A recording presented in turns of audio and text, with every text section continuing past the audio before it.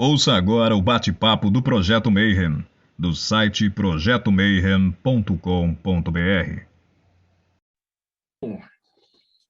Bom dia para quem é de bom dia, boa noite para quem é da boa noite, boa tarde se você acabou de receber essa notificação do YouTube ou se você está no Catarse já apoiando o nosso projeto, porque hoje a gente vai falar de um livro muito mega foda e, na verdade, para falar de um livro assim que, cara, já devia ter sido publicado há muito tempo, porque eu estou lendo, eu não vou dar um spoiler de quem está aqui hoje, porque eu não sei um convidado, mas eu tenho 4 convidados para a gente falar sobre A Canção Perdida, o livro com os ensaios, os textos, pensamento do Marcelo Motta. E para isso estamos juntos aqui, como é que eu vou falar? Abadia de Telema junto, Frater Hor, Frater Júpiter, Soror Ignis, Frater Kif. Como que vocês estão? Sejam muito bem-vindos. Obrigado, Marcelo. Obrigado, Marcelo, pelo convite aí. Muito obrigado. Cara, assim, antes da gente começar a entrevista, o Hor já veio, a gente já conversou pra caramba, ele já se apresentou e tudo, mas assim, antigamente quando era só mato, a gente era meio zoado e a coisa ia batendo papo, né? Para quem está assistindo a gente pela primeira vez, né, o Projeto Mayhem, ele surgiu por causa da pandemia. Tipo, a gente não ia ter o simpósio de hermetismo, onde a galera geralmente vai para falar de Telemann, de Kimbanda, Umbanda, tudo. E aí falaram assim, pô, por que você não chama a galera para fazer uns bate-papo, umas entrevistas e tal? Eu falei, legal, e quem vai fazer? Eu, o inútil. Take it. E aí, 230 entrevistas depois, cá estamos nós. E a primeira pergunta agora que já virou praxe é a jornada de cada um. Né? Então, como a gente está em 4, eu acho que é mais fácil, a gente conversou antes, vamos fazer por mais antigo primeiro. Né? Geralmente a Ignis seria a primeira, que é as damas da frente, mas acho que para localizar melhor a história, melhor contar como é que... Porque está tudo entrelaçado na história de vocês. Então, sejam muito bem-vindos. Frater Kif, então, qual é a tua jornada? Olha, irmão e amigos, uma coisa que eu sempre exalto é que a primeira vez que eu ouvi falar em Telemann foi em 73, né? Foi quando foi publicado o Tarô de Crowley, na versão US Games, OTO. Então, eu comprei o Tarô de Crowley em 1973 e ali, depois eu adquiri o livro em inglês, tá? E me apaixonei pelo tarô. Então, de 73 até 79, foi assim muito estudo de tarô, o tarô do Crowley propriamente dito. Mas de 79, eu tive a oportunidade de conhecer algumas publicações do Marcelo Motta na livraria aqui do Rio, a Francisco Laici. E aí, no final de 79, eu fui apresentado ao Marcelo Motta na livraria, porque o seu Francisco Laici ofereceu lá um livro dele, que era o Equinócio dos Deuses, em português. E, no início, assim, eu estava interessado muito em Egito na época, né? Então, eu achei meio estranho aquilo, mas ele falou, conversa com o autor aqui. Eu falei, autor? Mas aqui está dizendo outro autor. Não, mas é o cara que publicou no Brasil. E aí foi muito bem recebido lá pelo Marcelo Motta, ele foi super gentil, explicou, me deu endereço de contato, tá? Que é o endereço lá de Ribeirão Preto. Tá? E aí só fui desenvolvendo uma correspondência com ele não, desculpe, com a loja Nuit. Adquiri alguns livros, tá?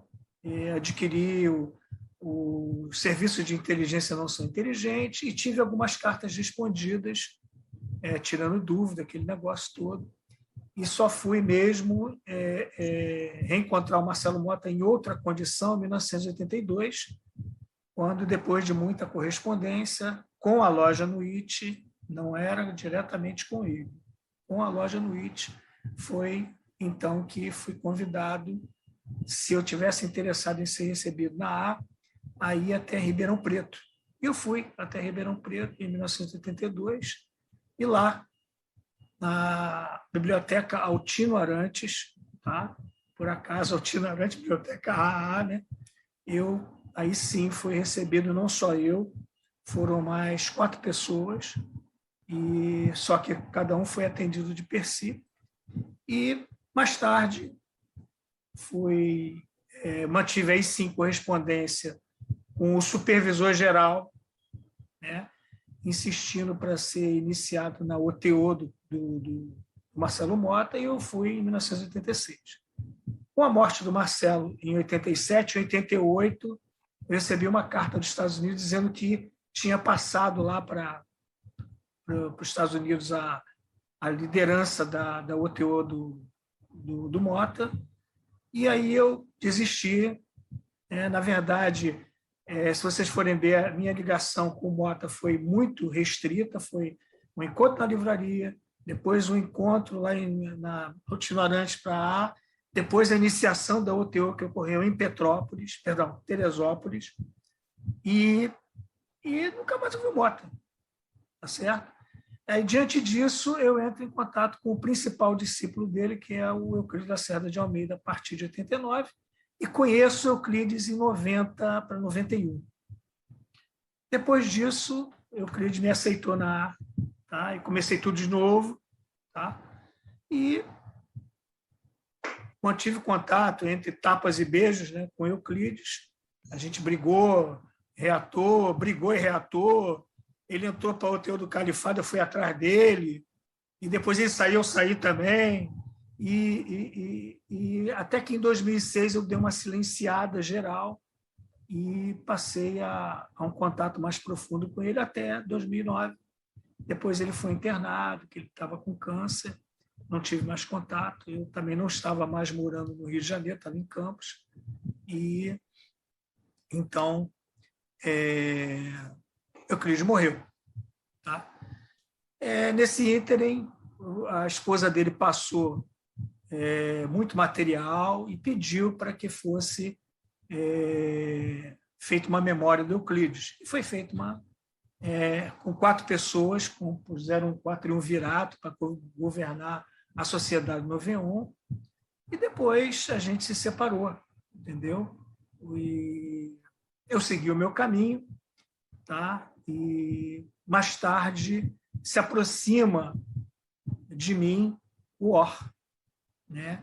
Que passa a ser meu instruído, e a partir daí muita coisa é feita, né? O Or aceitou uma ideia muito interessante, que era a ideia que eu já tinha desde Euclides, que era resgatar o que interessa do Mota, porque todo mundo só fala mal do Mota, que era um megalômano, que era maluco, que era não sei o quê. E eu falei, será que é só isso mesmo? Né? É a mesma situação das pessoas que conhecem Crowley. O Crowley é isso, é aquilo, é satanista. Mas quem vai estudar o Crowley mesmo vê que isso não tem nada a ver. Ele era um cara perspicaz, um gênio, e, infelizmente, o que ele quis transmitir não é muito lá popular. Então, a mesma coisa eu considerei do Marcelo Mota. Né? E aí comecei a analisar a obra dele, tá? Quer dizer, a obra dele, quer dizer, tudo que ele escreveu, aquele negócio todo, mais o que Euclides me passou, mais uma única coisa que o Marcelo Mota me passou, que foi um esquema. Tá? Um esquema da árvore da vida que ele me passou. Só isso. A partir dali, tá? Dentro da Sociedade Novion, na ordem, na OCT, tentou-se fazer uma prévia baseada no sistema do Marcelo Mota. Tá? Quer dizer, existe um sistema do Mota, tá? Um sistema, uma visão particular do Mota sobre Telemann, que tem as chaves dele. E o Or foi a materialização desta realidade, inicialmente. Depois, todos aqueles que seguiram essas orientações também conseguiram um processo de real ascensão dentro da Santa Ordem, e eu só fiquei com 2 instruídos, né, que é o Or e o Júpiter. Né? Até por não ter tempo na minha vida profana para poder aceitar mais pessoas, não tem nenhum elitismo nisso aí não. Tá? é para fazer um bom trabalho, eu prefiro fazer um trabalho mais restrito com algumas pessoas. E eles provam que esse sistema dá certo. Tá? Felizmente, não posso falar em que condições isso acontece, que é reservado para a gente, mas Ignis é outra prova de que isso é real. E outras pessoas que eles instruem mostram esse processo. Então, a minha história, o meu caminho é esse. E hoje eu colaboro, porque quem é o verdadeiro fundador da Abadia de Telemann é o Or.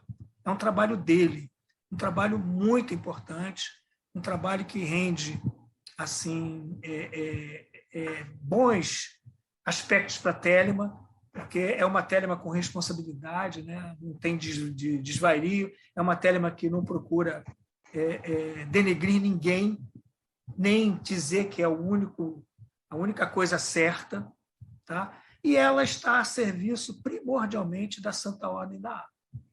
Ela é um portal para a Santa Ordem da A, mas ao mesmo tempo que é um trabalho de divulgação, de publicação, de livros que venham a esclarecer e mostrar coisas novas, porque todo mundo está acostumado ao Crowley, já tem a literatura aí toda, muita coisa em português, a internet está aí, mas do Mota, pouquíssima coisa tem vindo a lume, né? Principalmente traduzido.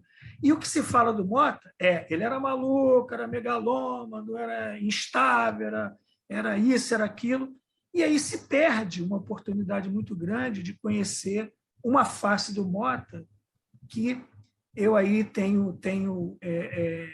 tive o privilégio, considero privilegiado, de ter tido acesso, graças à benesse do Euclides.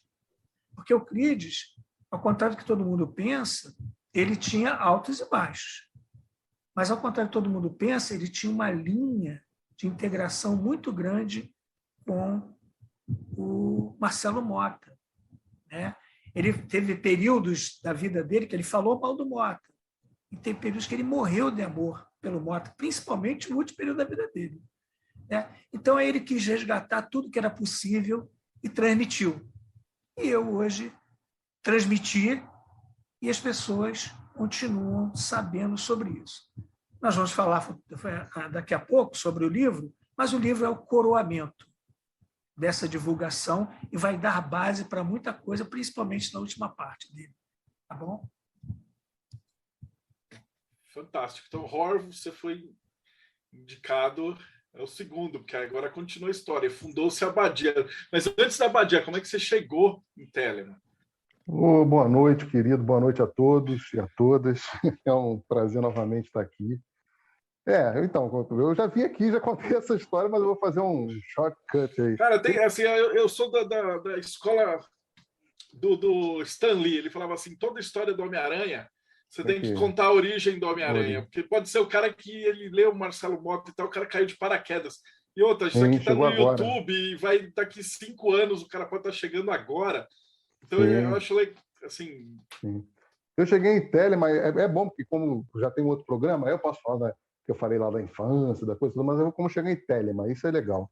Eu cheguei em Telemann, eu fazia parte da FRA, Fraternitas Rosicruciana Antiqua, que é uma ordem Rosa Cruz, né, do Arnold Krumheller, da qual o Mota fez parte também, o Euclides fez parte, o próprio Pagani, o Kiff faz parte. Então, é uma ordem Rosa Cruz que aceita a lei de Telemann e tem um certo arranjo próprio sobre a lei de Telemann. Foi aí que eu cheguei, né? E aí acontece que nessa ordem, aos sábados, tinham palestras, coisas assim, eu estava lá ajudando palestrante, aquela coisa, arruma o retroprojetor, né? O cara vai começar a falar da idade, né? Arruma aí né? para colocar as coisas aí. E aí quem estava lá? Um velhinho mirrado, com uma voz bonita, assim, que é o Euclides, quietinho, sentado lá no canto. Aí eu sabia, óbvio, que quem está no meio sabe quem era. Sabia quem era o cara. Aí, pô, seu Euclides. Estava lá todo sábado, E aí, bate-papo. Foi assim que eu conheci Telemann. Eu tirava umas dúvidas com ele de Telemann, coisas que eu ouvia na FRA, ele olhava, ele tinha um olhar assim, às vezes ele falava, não é nada disso. E acontece que ele me deu um material para ler. Até hoje eu tenho esse material, que eu ia até pegar, que é o dever, umas coisas assim, bem basilares, importantes. E falou, pensa aí. E nesse material que eu vi, no final tinha uma folha de um juramento de probacionista. E eu, porra, que nem um otário, deixei aquilo passar, cara. Fiquei pensando, não vou entrar nesse negócio, não vou entrar nesse negócio. Ele morreu logo depois. Morreu pouquíssimo tempo depois. Eu demorei um tempo até me ligar. Aí tem um irmão em comum que também é lá da FRA, que também é ligado à Telema, que me apresentou o Marcos, e aí começou aquela coisa. Escreve e-mail para lá, escreve e-mail para cá, né? Eu acho que o que eu consegui para o Marco me aceitar foi mostrar esses documentos de Euclides. Olha aqui, isso aqui. Aí ele viu assim, e caramba, então essa história toda é verdade mesmo. E aí a gente foi aceito probacionista com o Marco, depois eu ajudei ele nessa parte da OCT, né, soerguimento da fraternidade. Em dado momento, eu não sou um cara muito de ordens coletivas, sabe? Não é muito meu perfil. Respeito, gosto, mas não é muito meu perfil. Aí, quando eu vi que estava acontecendo essa questão, algumas questões, eu resolvi me desligar da OCT e seguir. E aí, no momento que eu tive um certo avanço espiritual, eu conversei com o Marco. Marco, vamos botar o bloco na rua, fazer a coisa acontecer e tal. E aí a gente junto fundou a Abadia de Telema, ele bota na minha conta, mas essa conta ela não é minha, não é coletiva. Inclusive a Abadia é de todo mundo que está aqui, a Sora Orignes, o Frater Júpiter e todos os outros que estão aqui. Isso não é só meu, não. Nem é meu.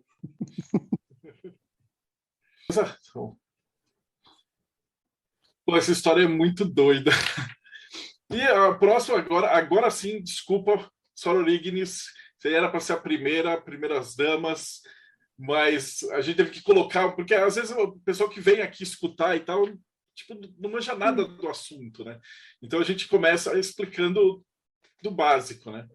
E aí, como é que você chegou em Telema? Eu cheguei em Telema em 2008, pela Wicca. Só que eu me decepcionei completamente com o Telema. Eu não gostei de Telema. Pelo contrário, eu tive ranço de Telema. Porque a maneira que era passada para a gente tinha um apelo sexual muito grande. Era passada de maneira colocando em evidência a parte de magia sexual o tempo inteiro. E isso afasta o público feminino. Principalmente porque é difícil você ter uma interpretação, vamos dizer, consistente do livro da lei logo de cara, né? E o livro da lei é o primeiro que chega a gente. E fora a questão, né, do público masculino ser, em superioridade, né, em número e tal, então isso acaba que afastando. Na época, eu não apenas me decepcionei, né, com Telemann, como também com a Wicca, acabei me afastando, acabei seguindo outro rumo completamente diferente, que eu fui parar na Umbanda, por exemplo. Por acaso eu estou até hoje, enfim. E no meio do caminho, reencontrei uma amiga da época da Wicca ainda, e conversando com ela tal, e ela me falou sobre o Kallen, que tinha um trabalho do Kallen, que era muito bacana, por que eu não ia conhecer, tinha um formato completamente diferente daquele que eu tinha conhecido no passado. E fui num simpósio que teve, né? Gostei, comecei a fazer os cursos, fiquei lá mais ou menos 1 ano fazendo os cursos, até que um dia eu resolvi entrar para A. E conversando com um amigo meu, que é amigo do pessoal de lá também, ele logo falou: Paula, eu conheço um cara que eu acho que tem muito a ver com você, até porque ele gosta desses negócios de batuque e tal, e vou falar com ele, porque eu acho que ele está pegando estudante, está aceitando estudante. E logo em seguida, ele já me passou o contato, né, da Abadia, no caso do OR. Eu entrei em contato, virei estudante. Depois de algum tempinho, de 6 meses, já entrei para o probacionato. E aqui estou eu. Nossa, essa história... E eu acho legal também, a gente junta dentro de uma ordem a galera que tem vários backgrounds diferentes, né? Então, vem da Umbanda, com Telema. E Júpiter, como é que foi que você caiu na Telema? Essa é uma pergunta interessante, porque eu cresci ouvindo Raul Seixas, né? Então, assim, eu lembro lá com 7, 8 anos de idade, ouvindo Sociedade Alternativa, eu não entendia nada, mas eu achava tudo muito legal. E conforme fui crescendo, eu entrei para a Ordem Demolei, né? Fui iniciado lá na Ordem Demolei, entrei para a Rosa Cruz também, a MORC.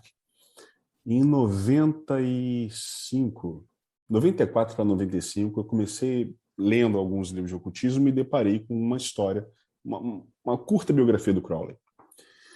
E daí, naquele momento, eu achei tudo muito interessante. E aí, em 97, eu conheci um amigo de um amigo meu, que tinha um conhecimento vastíssimo sobre Telemann naquele momento. E nessa época, né, 96, 97, a gente não tinha praticamente nada no Brasil de material impresso, né, em português. Não tinha, então era tudo em inglês. Então eu lembro de pegar muito material com ele, em disquetes, aqueles ainda de 3/4, né? E era meu tesouro, aquele disquete com material sobre Caos, Magia Enochiana e Telemann. Os principais livros, os livros sagrados, né? E acabei comprando também aquele livro que foi lançado pela Anubis, da tradução do Marcelo Santos junto com o Marcos Torrigo. Isso foi em 96, isso aí. Então, em 96 eu já estava lendo ali os livros, né, os livros sagrados, tentando entender o que queria dizer aquilo tudo, até que em 2000 eu entrei em contato com algumas pessoas de São Paulo, alguns conhecidos, que estavam num processo de levar para o Brasil de novo a Society UTO, né, que foi a UTO fundada pelo Mota, né, que com o falecimento dele tinha ido para os Estados Unidos, como o Keith comentou, né, o headquarter se tornou americano. A gente levou de volta, então, a Society UTO para o Brasil em início de 2001, e foi quando eu assinei meu primeiro juramento na Santa Ordem. Foi justamente com esse instruído do Mota, que era o David Berson, o Frater Sphinx, que se autodenominou, naquele momento, o líder da Society UTO. Então, assim, meu primeiro juramento na AA foi há 20 anos atrás, né? Eu quando me tornei probacionista. Para você ver, né, Rô? E aí foi passando o tempo, acabou que eu me desvinculei da Society UTO naquele momento. E anos depois, acho que em 2017, indo para os Estados Unidos, acabei entrando em contato com esse mesmo antigo instrutor, né, o David Berson. Fui à Pensilvânia, fui iniciado por eles presencialmente na Society UTO, recebi os graus e levamos novamente a Society UTO para o Brasil, né? E aí, sendo instruído por ele e também na UTO, na Society UTO, fui seguindo adiante até que chegou uma situação que ocorreu, que eu discordei completamente, desobedeci as ordens dele porque eu discordei, porque eu achei que o que aconteceu ali, coisas eu denomino como fofocas, né, de pessoas do Brasil levando situações ou questões para ele de forma completamente errônea. Então, nessa minha rebeldia, eu fui expulso por ele, né? Fui expulso da Society UTO e fui expulso da linhagem dele, da A. E aí, nesse dado momento, Keith me acolheu como seu instruído na Santa Ordem. E desde esse momento, desde 2018, final de 2018, início de 2019, mais ou menos, eu faço parte da abadia como instruído diretamente pelo Keith e também instruindo alguns probacionistas, neófitos e por aí vai. Essa é o resumão, né? Mas fora isso, tem outras histórias, né? Maçonaria, fraternitas não, Ordo Saturno e tal, em outras ordens e por aí vai. É massa. Depois eu tenho que chamar cada um de vocês individualmente para a gente conversar mais, cara. Agora eu fiquei curioso essas histórias. E falando da abadia, então, o que é a abadia? Por que ela foi fundada? Como é que é a existência dela? Eu estou com uma pergunta aqui do César, ele fala assim, qual é a diferença da abadia para a... Bom, para quem não sabe, a AA, ela não existe no plano físico. Então, para ela se manifestar, ela precisa de um braço físico para que seja um portal de entrada para a ordem. Então, a abadia, ela entrou aí, começou com esse objetivo, depois foi se expandindo para os outros, né? Então, não sei se eu já respondi a pergunta ou se a pessoa quer mais explicações. Vou ver, me manda pelo chat qualquer Porque, coisa. Eu vou fazer, qualquer coisa a gente faz um adendo nisso aqui. Que é o seguinte, dentro disso, fala aí, então fala você. Não, é porque muita gente confunde, né, sobre essa parte do trabalho, né? Porque a abadia, ela faz muito trabalho coletivo, no sentido de vídeos, de promulgação da lei. Promulgação da lei mesmo, no geral, sabe? A gente tem alguns rituais até que a gente faz, assim, convidando, entre a gente mesmo, sabe? Entre os integrantes. E muita gente confunde isso, acha que tem a ver com a A. E não tem nada a ver com a A, sabe? Nada, absolutamente nada a ver com a A. Então, isso já teve vários questionamentos, até tretas envolvidas nisso. E não, isso ocorre também em outros, vamos dizer, e outros braços físicos aí pelo mundo, entendeu? Não é só a gente que, tipo, não é uma criação, tipo, criamos, né, como o Rohr criou a abadia, tirou do nada, não. Tem, né, vamos dizer, tem influências, sabe, por aí, sabe? Como a Paula falou, também, né? É esse braço físico. É esse braço físico que você tem ali dentro, a possibilidade de você, por exemplo, esse nosso livro, que é o objeto dessa live aqui, é o nosso 7º lançamento. Né? A gente fez Chamando os Filhos do Sol, Mota, Liber 231, né? O comentário, quer dizer, o Liber é do Crowley, mas o comentário é do Mota. Ataque e Defesa Astral, Mota, o Equinócio dos Deuses, Júpiter, né? O projeto dele do Mota, o lado B da Besta, fizemos o Liber 888, né? Crowley on Christ, e agora chegamos aí à Canção Perdida. Então, por exemplo, tem esse trabalho de você, né, lançar livros, de você criar cursos, criar vídeos, falar sobre Telema, viver Telema, realizar rituais de Telema. Depois, se a pessoa vai querer entrar na A, se ela vai querer entrar numa ordem coletiva, né, que é uma coisa que... Isso é da natureza dela, né? A gente está aqui olha, existe isso. O que você vai fazer com isso é da sua natureza e a gente respeita. Eu acho que é importante... No comentário era justamente ele fala assim, pô, mas qual que era a diferença da OTO, AA? Ele falou, pediu desculpa, ele falou, ele não manja nada de Telema. Não, eu acho que é importante colocar também o seguinte, a A, ela não é uma ordem fechada, então existem várias linhagens, né? Nós temos a nossa linhagem, que é a linhagem que vem do Crowley, do Germer, Mota, Euclides, Keefe, eu, Rohr, Paula e por aí vai. Então a abadia, ela é a materialização física da nossa linhagem, tá? Da linhagem que emana do Mota, do Euclides, do Keefe, né? E a gente não poderia, como o Rohr colocou, lançar livros, colocando a Santa Ordem está publicando esses livros. Não, então a nossa linhagem está publicando esses livros através da sua manifestação física, que é a abadia. Então a abadia é a congregação dos membros dessa linhagem da Santa Ordem. Mas em nenhum momento é a representante da Santa Ordem. Fantástico, acho que matou a pau. Inclusive tem membros da linhagem que não participam dos projetos da abadia. Eles têm todo esse direito, sabe? Eu tenho uma outra pergunta que é possível participar, por exemplo, da abadia e da OTO e ao mesmo tempo? Da AJA é outra coisa, mas você pode participar de várias, por exemplo, sei lá, o Kalen, a abadia, a OTO também? Se houver trabalhos para isso, né? Por que não? Até porque a gente convida, né? Em certos rituais que a gente faz, a gente convida pessoas de fora, né? Então... não há nenhum impedimento. Não, né? Não há nenhum impedimento. Fantástico. Então, a primeira parte foi resolvida. E agora quem é Marcelo Motta? Esse é o nome assim que aqui no Brasil é super conhecido e ao mesmo tempo é super desconhecido, né? Então, quem foi esse camarada? Olha. Posso falar? Kiff, por favor. Olha só, o Marcelo Motta, embora ele seja uma pessoa polêmica, tá?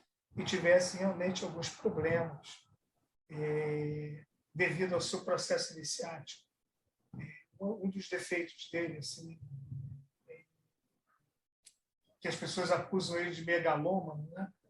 É o fato de ele ser paranoico com perseguição.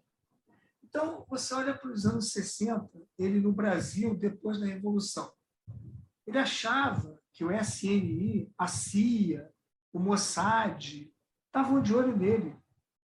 Aí eu pergunto para você, qual é a ameaça que o Marcelo Motta fazia a esses instrumentos de inteligência? A CIA, por exemplo.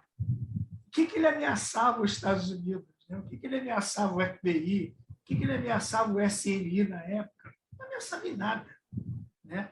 Mas era aquela ideia de perseguição, de que as pessoas estavam de olho nele. Ele morou no Rio de Janeiro com um judeu, né? E ele achava que o judeu era do Mossad, espionando ele. Então, um troço assim, meio esquisito. O Euclides herdou um pouco disso, né? Do Marcelo Motta, porque em 90, quando eu conheci pessoalmente o Euclides, que eu fui até Paraíba do Sul, aí eu sou judeu de origem, tá? Meu pai foi rabino da Betel, no Rio de Janeiro, fui policial, né, civil e maçom. Aí ele começou a unir as pontas os pontos, né? E disse o seguinte: pô, esse cara é do Mossad porque ele é judeu, é polícia que está me vigiando, e é maçom porque ele é azariano. Então, ele fez uma cena ridícula, né? Porque eu ri, depois ele mesmo riu, né? Ele falou assim: mesmo que você me prenda, eu vou te mostrar uma coisa. Eu vou te prender por quê, Euclides? Aí ele entra, fica de quatro, entra debaixo de um armário e afasta o armário e tira as fitas do Motta. Entendeu? Então, é uma coisa assim que não... É uma paranoia que eles são perseguidos, né? O Motta tinha muito disso. Só que é o seguinte, na minha opinião, depois de ter avaliado a obra do Motta e de ter, junto com o Euclides, né, através do Euclides, melhor dizendo, ter conhecido um lado que não é visível do Motta, eu cheguei à conclusão que o Motta era um gênio, mas um gênio. Em primeiro lugar, eu quero que todos vocês saibam, que ele rompeu com o Euclides em 1974. Tá? Ele expulsou o Euclides da OTO, ele se desligou do Euclides da RAP. Agora, uma coisa que a gente tem que notar é que Euclides, magoado com isso, fundou a Sociedade 91. A Sociedade 91 foi fundada em 1975. E a Sociedade Internacional Odo-Tempos Orientes foi fundada em 76. Então, embora o Marcelo Motta seja aquele pioneiro de Telemann no Brasil, a primeira ordem Telemann foi fundada pelo Euclides, oficialmente. Tá? Ele propôs o estatuto e publicou. Porque o projeto Sociedade do Avião era um projeto de ambos, o Euclides e o Marcelo Motta. Tá? Então, o que eu quero colocar é que a genialidade do Motta é que o Motta foi fazer uma coisa que muitos outros lá fora também tentaram fazer. Por exemplo, Grant. A obra do Grant, desde do Magical Revival, é uma tentativa de reestruturar o sistema telêmico, apresentando uma nova modalidade de iniciação, unindo, por exemplo, a OTO com a A. Né? Então, você vai ver alguns esquemas do Grant onde os graus da OTO são colocados na árvore da vida, quando, na verdade, os graus da OTO eles são correlacionados com o sistema de chakras. Isso no círculo externo. Tá bom? Então, o Grant tentou fazer essa reforma, mas o Germer não aceitou. Então, o Marcelo Mota, instruído devidamente pelo Germer, ele quis fazer essa reforma, embora ele fosse utilizar inicialmente os rituais da OTO. Quando foi publicado em 73 os rituais secretos da OTO lá pelo Francis King, e aí ele resolveu mudar o sistema completamente, inclusive o sistema de graus. Tá? Ele dividiu em 3 círculos, um grau, 3 graus para cada círculo, considerando o grau 10 e o grau 11 graus fora do sistema. Tá? Como rei nacional e o grau 11 como rei internacional. Embora ele tenha dito uma coisa muito importante que as pessoas não repararam, mas isso existe, inclusive, na OTO do Califato. Existe uma cabeça externa da OTO? Sim, mas existe uma cabeça interna. O que é essa cabeça interna? Fica aí a interrogação para vocês descobrirem. Mas o Marcelo Mota, ele demonstrou a genialidade dele porque ele realmente expulsou o Euclides com um objetivo em mente. Esse objetivo é que ele iria se jogar, a partir do 1974, numa série de publicações onde ele faria acusações de pirataria, considerando ele mesmo como aquela pessoa que era o herdeiro da obra do Crowley, conforme ele afirma nas cartas dele, né? O serviço de inteligência não são inteligentes, ele era o herdeiro, porque tem uma carta do Germer para ele, dizendo que ele era do follower, continuador. Tá? Então, baseado nisso, ele iria começar um processo, mas ele não sabia, não tinha processo, ele ia começar uma série de ataques, mas ele não sabia aonde isso ia terminar, e terminou mal, porque ele foi processado pelos americanos, chamou todo mundo de ladrão, chamou todo mundo de pirata, então ele foi processado por calúnia e difamação. Todo mundo pensa que ele fez um processo contra a OTO. Não, é a OTO dos Estados Unidos, do Califato, que fez um processo contra ele, ganhou, recorreu e ganhou de novo. Ele recorreu e perdeu, né? Perdeu, a OTO ganhou de novo. E aí, magoado, ele veio para o Brasil e morre. Ele perdeu em 85 e morre em 87. Então, por quê? Porque ele não podia mais pisar nos Estados Unidos. Não podia mais pisar nos Estados Unidos. Aí ele faz o testamento dele, aquele negócio todo. Mas ele tinha alguma coisa que ele passou, a partir daí, de elaborar, que era o sistema dele da OTO. É aí que está a genialidade dele. E ele sabia que, se ele não pudesse continuar, alguém continuaria. E continuou, que foi o Euclides. Então, foi um golpe de gênio. O principal cara, que foi o principal discípulo dele, malhou ele, pichou ele, xingou ele, odiou ele, mas, no final, acabou defendendo o ideal dele e passou à frente. Então, ele é um gênio, porque ele conseguiu prever tudo isso. Existem alguns indícios no serviço de inteligência, não são inteligentes, ou OTO desde a morte do Crowley, quando ele comenta que fazia constantemente perspectivas sobre a evolução do processo da OTO no Brasil através do tarô. Tá? Então, gente, essa parte do Mota não é abordada. O Euclides deixou isso vivo e prova que ele foi um gênio. Se ele alcançou a maestria do tempo, como Frater Ever, isso saía do foro íntimo de cada um. Eu, por exemplo, acho um exagero, porque quem chega ao grau de mestre do tempo jamais falaria isso.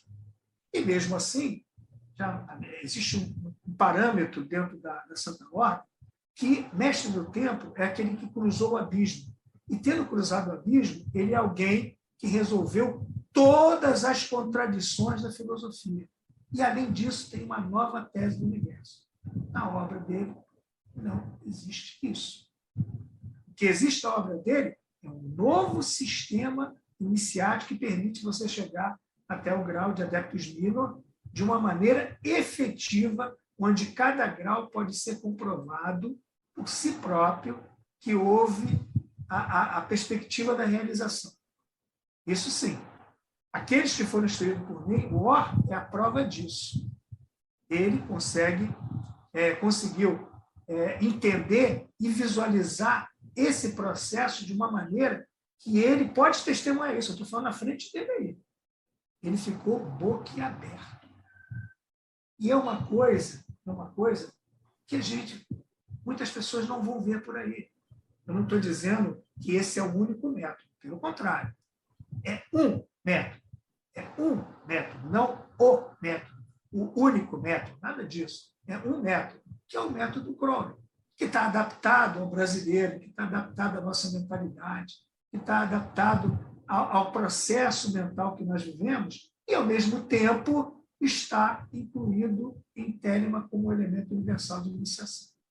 Então, esse é o Marcelo Mota, que interessa para a gente. Não é aquele Marcelo Mota que expulsa todo mundo. Não é aquele Marcelo Mota que começa a fazer arroubos de xingamento. Uma vez ele chegou para o Euclides, né, e falou uma coisa: se você cair de 4, vai ficar. Eu espero que não tenha grama. Né? Isso é para você ver. Se ele fala isso comigo, eu entupo ele de tiro. Cara. Vai por mim. Eu entupo ele de tiro. Não tem essa porra, não. Mas ele fez com o Euclides isso. Cara. Ele fez com o Euclides. Tá? Para você ver. E o amor do Euclides por ele era tão grande, que Euclides achou que isso era parte do processo iniciático. Tá? Agora, ele viu que por trás desse grande rigor, né, existia um cara que nós não conhecemos. Quer ver um exemplo? Quando ele ia para a Paraíba do Sul, ele chegava lá: oi, Tereza, minha amiga, dava um beijinho nela. Oi, não sei o que, as filhas tratava muito bem, com o maior respeito às filhas do Euclides. Né? Ele, até o cachorro, o papagaio que ele tinha lá, ele tratava muito bem, conversava alegremente, falava de coisas positivas, ria muito, contava piada. Agora, quando ele chegava um momento, queria conversar de Telemann, ele mudava de atitude, ficava um cara mais centrado, mais sério, mas não rude. Não rude. Então, esses arroubos que ele teve foram momentos pelos quais ele estava passando diante do processo iniciático dele. Agora, cada um deve avaliar o Mota de per se. O que nós estamos fazendo com esse livro é dando a oportunidade a cada um de per si de ver a obra do Mota. E tem uma coisa inédita nessa obra. Né? Uma coisa inédita, ainda não publicada, que vai ser o grande barato, que merece ser conhecido porque serve tanto para o OTO, serve tanto para qualquer ordem telêmica coletiva, quanto para a Santa Ordem da A. Ele deu a chave para muitas coisas ali, para quem tem os comentários totais. Tá bom? Porque ele comentou aquilo ali.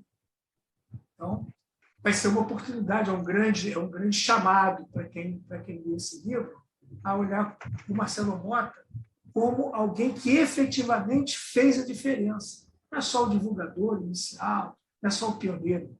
Ele é o cara que faz a diferença. Por isso ele foi sempre temido pelo OTO do Califado. Sempre temido.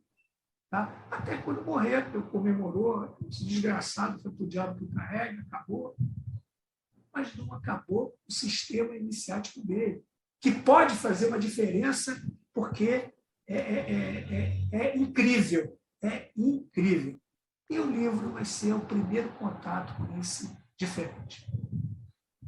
Aí eu já sou suspeito para falar, porque como eu estou diagramando lá, eu estou achando do caralho. Então, assim, o Rosa me procurou, falou assim: pô, a gente vai publicar e tal. Eu falei: beleza, vamos olhar os textos. E aí, quando você começa a ver justamente esse sistema aí, o Mota e o jeito que ele fala, a coisa que me chamou a atenção no que você disse ele é o Crowley, só que com jeitinho brasileiro. E ele consegue pegar que o Crowley é engessado, e a gente vê pelo texto do Mota que o cara ele fala assim: olha, eu vou fazer assim. E aí ele dá para ver que tem um o quê brasileiro assim, diferente, né? O cara tem muita coisa diferente. E a gente tem uma mania, não sei se você entende essa mania, né? É a mania de achar né, que o que é de fora é mais importante, é mais profundo do que aquilo que a gente tem do lado em casa. Só que isso estava oculto. Estava oculto. É aquele negócio das pessoas, em vez de procurar de per si e analisar as coisas que procuram, que encontram, prefere seguir a opinião dos outros. Entendeu? Então, e aí tem os imitadores do Mota. Mas os imitadores do Mota, que são aqueles que procuram levar sempre o lado mais reprovável dele, vamos dizer assim, entre aspas, né? Que é aquele cara que se torna megalômano, né? Então, você vai ver que tem muitos aí que são marcelinos, que são mestres do tempo. Até que exemplo é porcaria. Entendeu? Eles são mestres do tempo. Tem gente aí, até pelo mundo, que é ipsíssimos, cara. Eu não sei o que o cara está fazendo aqui. Mas, mas o Crowley chegou lá. Pô, mas o cara era um profeta. Então, o que vai querer? Daqui a pouco eu vou virar... não tem aquele que imita Jesus aí, o Henri Cristo? Né? Então, daqui a pouco tem um monte de Henri Cristo dentro de Telemann também, que é os caras que querem ser o máximo, né? Como se graus, né? Essa é uma grande coisa que eu quero dizer para todos. Graus na Santa Ordem da A é tipo de trabalho, não é hierarquia. Se você é um probacionista, se você é um mestre do tempo, né? Entre aspas aí, qual a diferença entre o outro? O cumprimento de orgalhos e o cumprimento das tarefas. É a única diferença. Não tem o mestre do tempo é maior do que o probacionista. Não é. O trabalho probacionista é um, o mestre do tempo é outro. São tipos de trabalho. Essa confusão é dada principalmente quando o Crowley vai publicar lá o adepto VVVVV, o mestre do tempo VVVVV, o adeptus UME, começa a botar um monte de grau, aí o cara quer imitar. O Marcelo Mota fez isso. Entendeu? Ele fez isso. Mas é pura imitação. Tá? Na realidade, a Santa Ordem da A é uma ordem onde você adquire paulatinamente consciência. Tá? E aí você vai vendo, conhecendo certas coisas que o Cristo guardou, você vai conhecendo uma face do Mota que não era conhecida. É essa uma das tarefas que a Abadia de Telemann tem. Mostrar para as pessoas que existe um legado brasileiro, não da Santa Ordem, mas de Telemann. A Santa Ordem não usa. Mas existe um legado que também pode ser coletivo. Talvez sejamos brindados com isso no futuro, mas vamos ver. Tá? Mas não é só restrito à Santa Ordem da A. É isso que eu quero exaltar dentro do Marcelo Mota, porque está aqui. Ele escreveu muito mais em inglês do que em português, mas olha a oportunidade que está se tendo com a publicação desse livro. Está colocando ao alcance de todos. É isso que eu queria dizer sobre o Mota. A qualidade do livro é tanta que, tipo, se alguma editora lá de fora tivesse pego e publicado em inglês, a galera aqui no Brasil ia pagar mó pau. Mas ele é brasileiro, então, se falasse que assim, é Marcelo de Mota, né? E, tipo, não falasse que ele era brasileiro, que a galera ia pagar mais pau ainda, né? Tem uma coisa, Marcelo, que você pode pesquisar isso aí, faço questão que você pesquise, os que estão escutando. Está uma onda nos Estados Unidos agora de quem está pagando pau são os americanos. Né? Aquele Gunther, o próprio a cabeça externa lá do Califado, o David, não sei o quê, o Imeneus Beta, né? E outros nos Estados Unidos que foram discípulos do Mota, entendeu? Foram iniciados pelo Mota, hoje apontam o Mota como verdadeiro, como legítimo membro da A, e partem dele para proclamar algum processo de consciência iniciática. Isso que eu acho por barato, porque eles têm lá o College of Telemann, né? A linhagem lá de Naveral, etc. E tal. E por que eles estão optando atualmente por reconhecer o Mota? Eles só dizem que o Mota não tem autoridade nenhuma na UTO.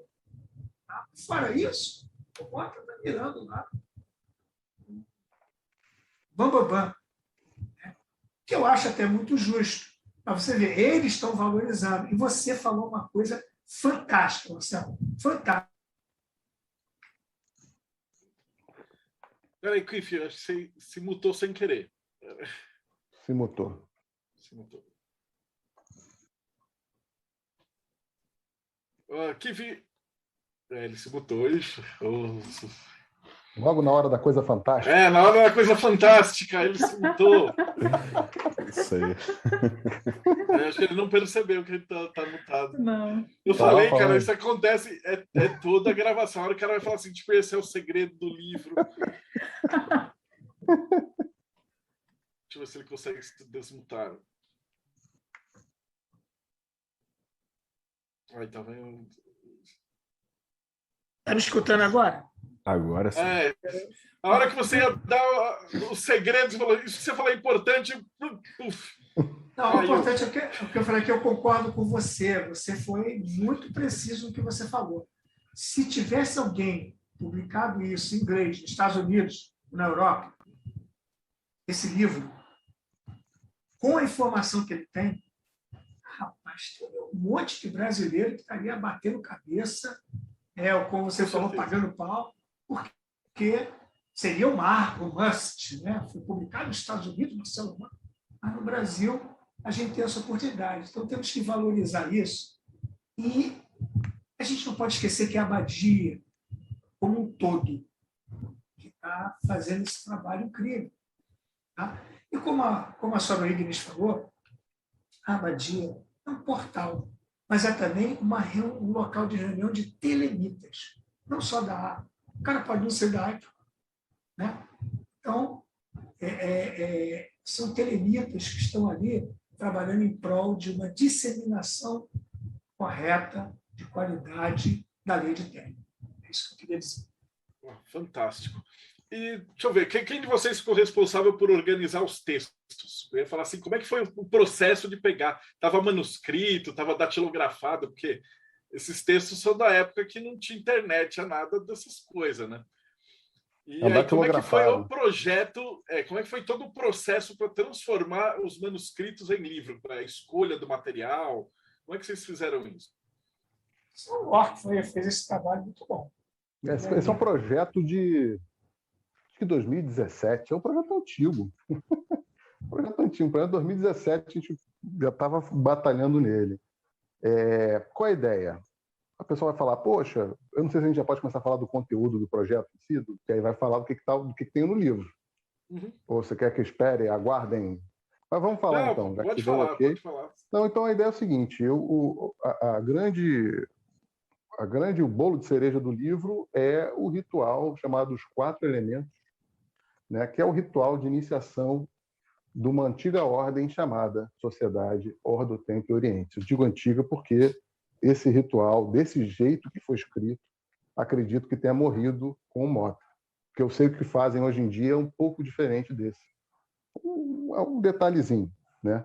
E antes que digam que estamos revelando grandes segredos iniciáticos, antes que digam isso, que vocês não têm direito sobre isso, é importante lembrar que o Mota registrou esse ritual como uma peça de teatro. Então, ele está registrado na Biblioteca Nacional do Rio de Janeiro como uma peça de teatro. Logo, como o Mota não tem mais direito autoral nenhum, né? A família abriu mão, essa questão toda, então está aí para quem sabe do que se trata, para quem não sabe. E esse é um ritual que vai cobrir tudo isso que o Keith falou, né?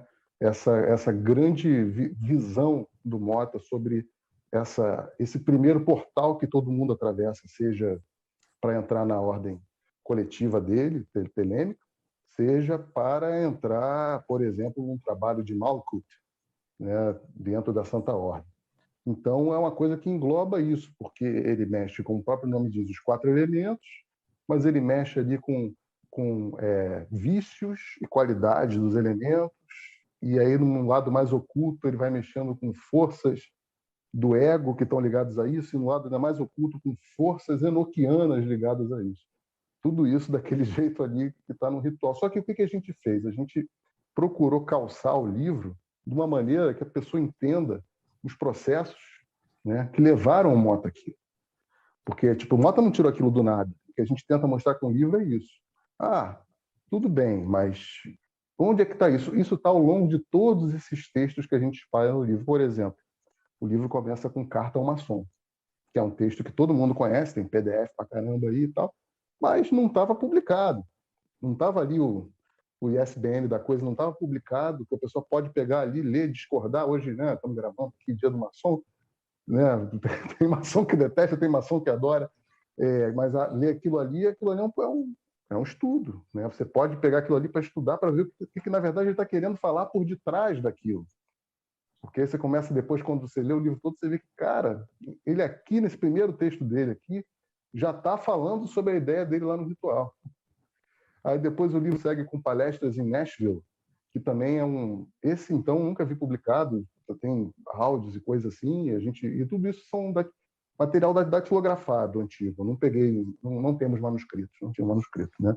E ali nessas palestras em Nashville também tem uma série de respostas a perguntas em que ele já dá uma certa, né, um certo insight dessas visões.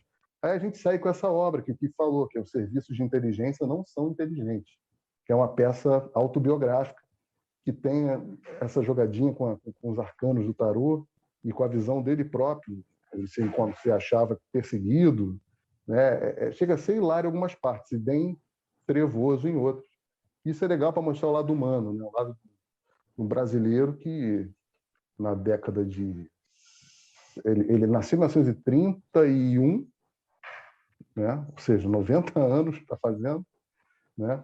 Na década de 50, ele estava na Europa, falando com Parzival Krumheller, né? Chegando ao Karl Germer. É isso, gente. Meia década de 50, ele estava na Europa e Estados Unidos. Europa e Estados Unidos, olha só, um cara na casa dos 20 para os 30.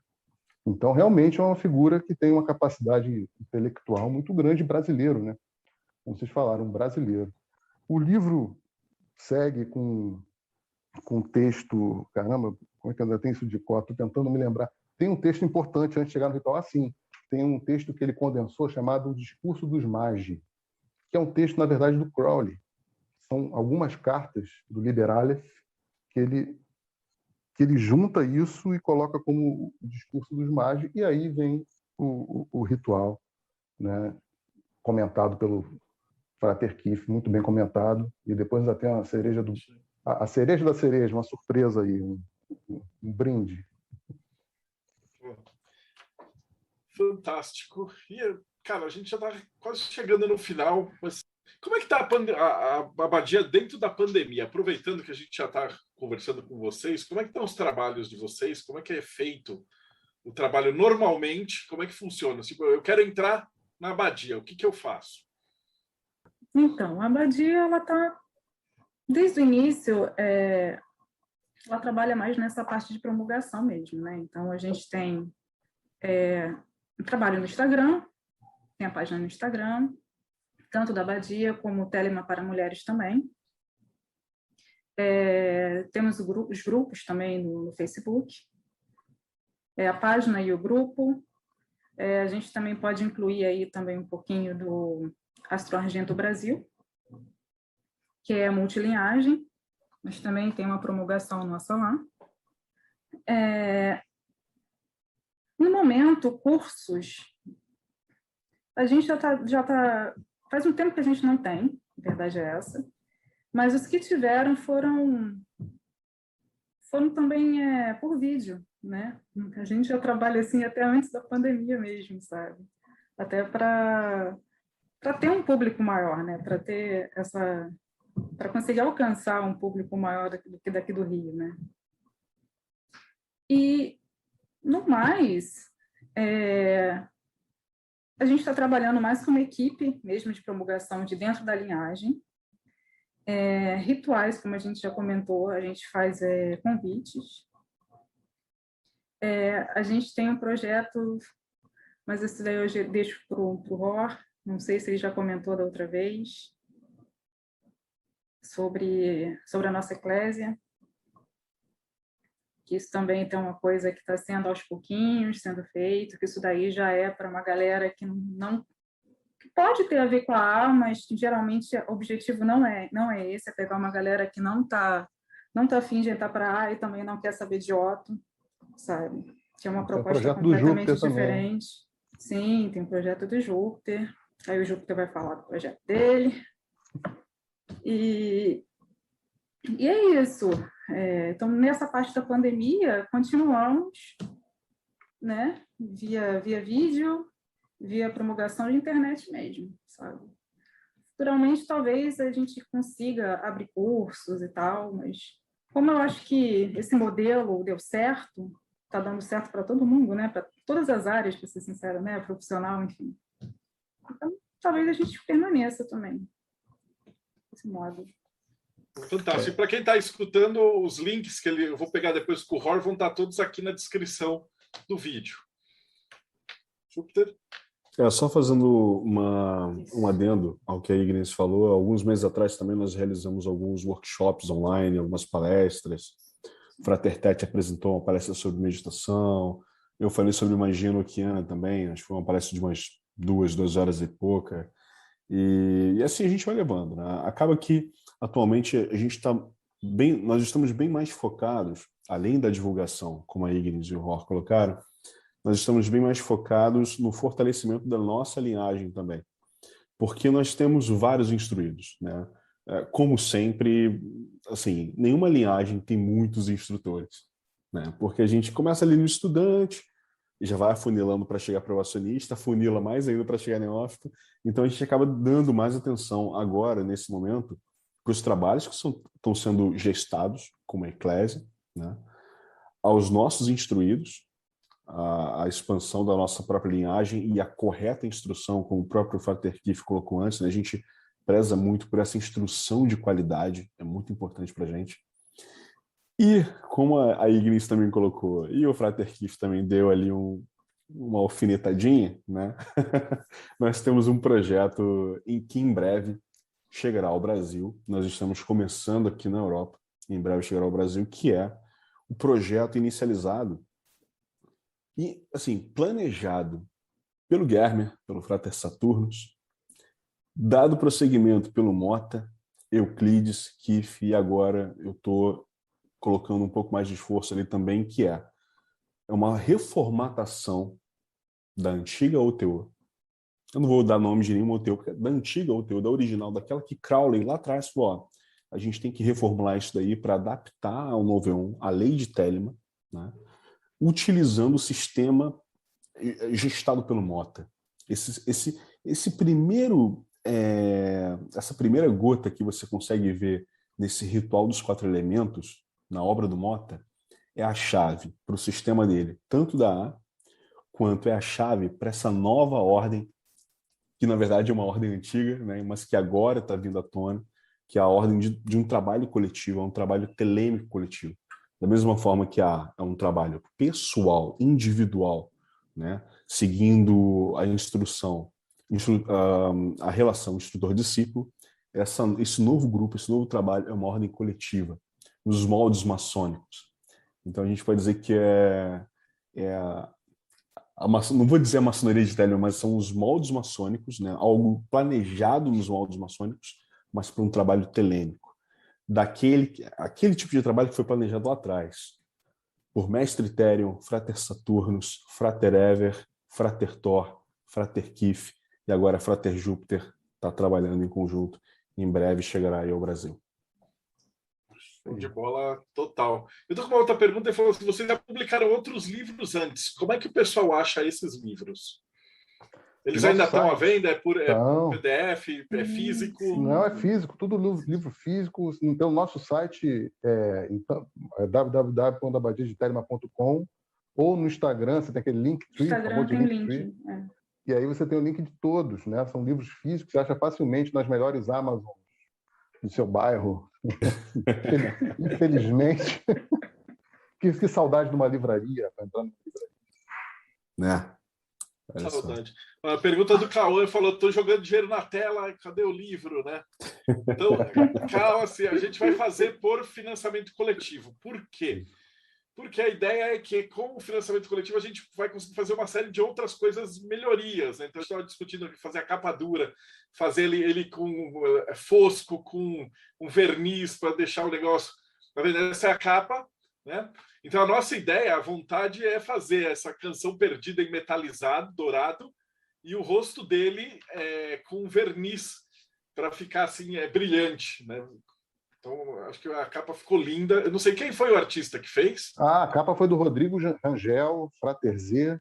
Aqui, inclusive. Então, mandar um beijo aqui. É um grande artista que nos brindou aí com essa capa aí, que é, né, a Via Láctea, o rosto meio mais ou menos do Mota, um homem feio, carrancudo e bonito ali, Canção Perdida.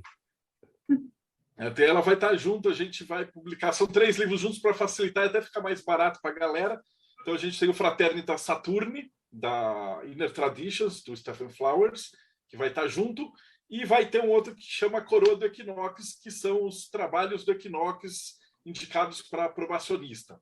Então, quem vai selecionar é o David Shoemaker, o Alan Wins está fazendo a tradução, ou seja, a gente juntou uma galera de peso de Telemann, acho que isso nunca foi feito antes do Brasil, né, de juntar a galera de grupos diferentes, tá, todo mundo trabalhando junto. E tem aquela vantagem do financiamento. Então, se você tiver bastante gente, aí você ganha marcador de página. A gente quer fazer uma moeda de prata com o hexagrama, unicursal. Então, dá para fazer várias coisas, né? O pessoal está separando as poesias do Equinox e tal. Então, vai ficar um pacote gigante. Ah, mas você só quer comprar um desses 3. Também tem opção. Então, vai dar para fazer um monte de coisa muito legal. Poxa, Frateroli, Júpiter... Kif, Ignis, prazerzão demais ter vocês aqui. Brigadão mesmo por dar essa honra da gente estar conversando. Esse projeto é maravilhoso. Eu sei que eu estou o tempo inteiro no computador fazendo a diagramação e esse ritual você vai olhando, tal, e você já vai imaginando, né, cara? E, porra, ficou muito bem feito. Vai ser um livro assim que é tipo histórico. Marcelo, eu gostaria de dizer uma coisa, né? Eu tenho assim muita satisfação o trabalho da Abadia e dos meus irmãos como um todo. Porque na Abadia tem uma coisa que eu acho fantástica, bicho. Fantástico. Não tem cacique.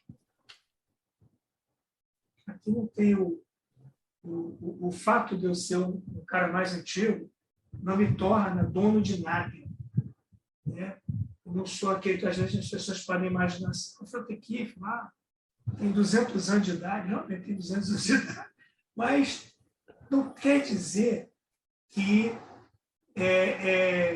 eu saiba tudo, eu saiba mais, não tem isso não. Aqui não tem cacique. É esse o segredo que torna a união possível. O segundo fator é que você não vai ver dentro da Abadia de Telemann fofoca. Você não vai ver a gente falar mal de ninguém. A gente não perde tempo nisso. Tá? Você não vai ver a gente pichar e desvalorizar o trabalho de quem quer que seja, de qualquer outra linhagem, porque eu acho, e acho que todo mundo concorda, é que existe muito mais que nos une do que o que pode nos dividir. Esse projeto aí, que você está levando à frente, do financiamento, prova isso. Então, não tem cacicada nenhuma, não tem manda-chuva nenhum, melhor do que ninguém, não tem isso aí. E não é discurso político, não, tá? É efetivo, isso acontece. Agora, nós temos o quê? Responsabilidade. Tem pessoas que têm responsabilidade e cumprem essa responsabilidade de uma maneira fabulosa. Então, eu queria deixar assim não vou esconder que eu tenho um grande orgulho, né, de cada um dos membros da Abadia, porque eles pensam por si mesmos e agregam esse pensamento ao coletivo para que a gente possa desenvolver um trabalho de disseminação da lei de Telemann com responsabilidade, com correção, porque o que aconteceu no passado foi um fofocal danado que levou descrédito de Telemann, que levou Telemann a lugar nenhum. Tinha muito cacique e pouco índio. Né? Tinha um monte de cara que entendia de tudo. E as pessoas achavam que tinha que responder qualquer coisa, seja o que for. Então, quando você não sabe, diz que não sabe. Entendeu? Então, são coisas que me orgulham. E eu vou ficar mais orgulhoso ainda na medida que isso fosse expandindo com a publicação de outros livros que virão, com o projeto que vai ser desenvolvido pelo Júpiter, com a Eclésia que está em andamento. Olha, é muito bom. É muito bom. Eu estou saindo uma Covid, cara. Estou saindo uma Covid, tudo bem, maravilhosamente bem, já estou vacinado as duas. Mas eu sinto falta do contato físico com os meus irmãos. Sinto mesmo. De dar um abraço, porque quem não conhece o Ló pode achar que não. Mas ele é um cara que é carinhoso. Aí, deixa eu falar. O meu irmão Júpiter está lá longe, mas é carinhoso também. Porque a gente se colabora. Cara. Não tem uma disputa, ninguém está disputando cargo, ninguém está disputando grau, ninguém está disputando, nós queremos fazer um trabalho em função de Telemann. Só isso. É só isso. E queremos que cada grupo que esteja no Brasil, que não esteja conosco, seja diferente de nós, qualquer coisa parecida, que eles façam a mesma coisa, que progridam, que publiquem livro, que tenham bastante pessoas. Agora, é essencial que passem em Telemann. Só isso. Tá? Então, esse é o grande segredo aí desse momento de ápice. É o momento agora de publicação desse livro, né? Nesse projeto aí que você nos deu a oportunidade. Muito obrigado a você. Tá? E vamos lá. Eu estou entusiasmado e ansioso. Estou ansioso. Se quiser saber, estou ansioso para Meirelles. Eu agradeço pela procura com esse primeiro horror, mas, putz, depois com certeza o Júpiter, vocês vão ter que voltar aqui para falar desses projetos da OTO. Aí que eles têm o projeto Telemann para mulheres e, putz, eu quero voltar a trabalhar bastante com a Abadia. Obrigadão de coração por vocês terem vindo e valeu mesmo, galera. A gente que agradece, um brinde. Exatamente. Né? A Diamond Editora agora também é a Abadia, estamos todo mundo junto, misturado. E estamos aí. E pode deixar que, do ponto de vista do que eu puder fazer, o livro vai ficar show de bola mesmo, cara. Então, para você que acompanha a gente até agora, então não esquece, dá like, segue o canal e a gente se vê no próximo Bate-Papo Mayhem.